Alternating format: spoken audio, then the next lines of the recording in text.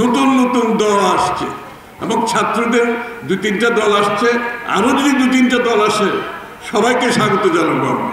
ঠিক আছে, সবাইকে স্বাগত।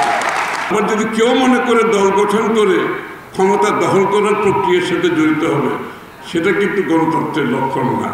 এখানে গণ অধিকার পরিষদটি গঠিত হয়েছিল শেখ হাসিনার শাসন আমলে, দুঃশাসন আমলে, শাসন আমল বললে তো ভুল হবে, দুঃশাসন আমলে গঠিত হয়েছে।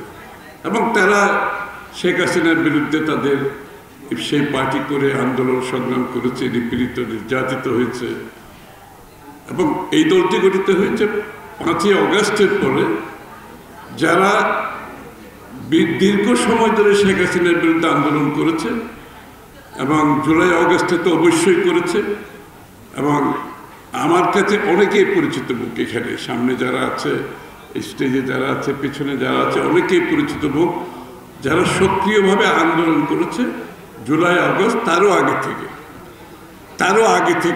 অনেকে জুলাই আগস্টেও করেছে, আবার অনেকে তারও আগে থেকেও করেছে। আবার অনেকে শেখ হাসিনার আমলে পার্টি করে ছাত্রদের নেতৃত্বে দল করে আন্দোলন করেছে। আরও ছাত্র দল আসতে পারে এবং আমরা কিন্তু সকলকে স্বাগত জানাচ্ছি, ছাত্রদের আরো দু একটি দলও যদি আসে সবাইকে স্বাগত জানাচ্ছি, কারণ এরা সকলেই ভূমিকা রেখেছে আন্দোলন সংগ্রামে। টানা 7মবারের মতো বেস্ট টিস্যু পেপার ব্র্যান্ড হিসেবে স্বীকৃতি পেয়েছে বসুন্ধরা টিস্যু। সুতরাং ছাত্রদের দল আসবে একটি গণতান্ত্রিক পরিবেশে, কিংবা আমার মাঝে মাঝে অন্যান্য বিভিন্ন গোষ্ঠীর নাম শোনা যাচ্ছে, তারাও নাকি দল করবে। Very good.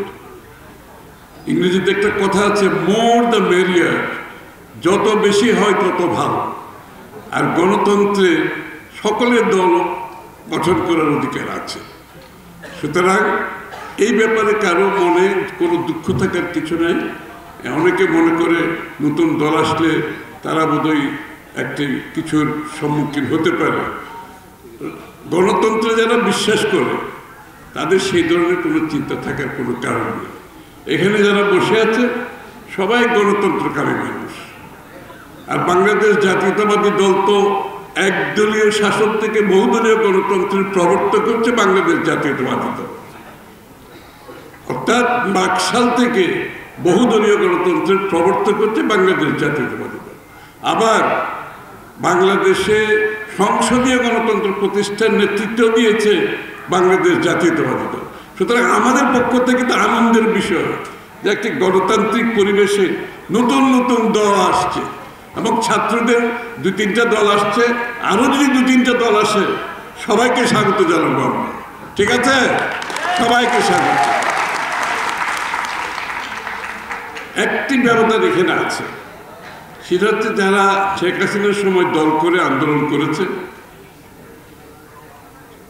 ভীষণভাবে নিপীড়িত হয়েছে, নির্যাতিত হয়েছে।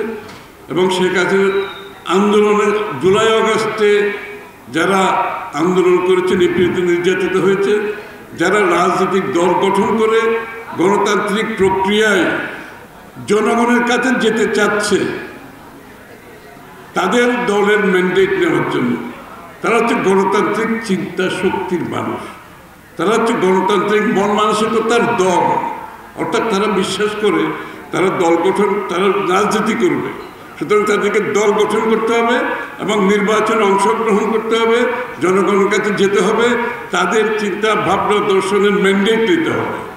আবার যদি কেউ মনে করে দল গঠন করে ক্ষমতা দখল করার প্রক্রিয়ার সাথে জড়িত হবে, সেটা কিন্তু গণতন্ত্রের লক্ষণ না। এখানে একটু ব্যবধান আছে, এই জিনিসটা আমাদের কাছে পরিষ্কার থাকা দরকার। দল গঠন করে যদি ক্ষমতা দখলের চিন্তা হয় এবং কি বলে পৃষ্ঠপোষকতার মাধ্যমে যদি ক্ষমতা দখল করার চিন্তা করা হয়, সেটা কিন্তু গণতান্ত্রিক প্রক্রিয়ার মধ্যে পড়ে না, গণতান্ত্রিক মন মানসিকতার মধ্যে পড়ে না। সেই ব্যবধানটুকু আমাদের বুঝতে হবে। সুতরাং আবারও বলছি, আরো দল আসুক, সবাইকে স্বাগত।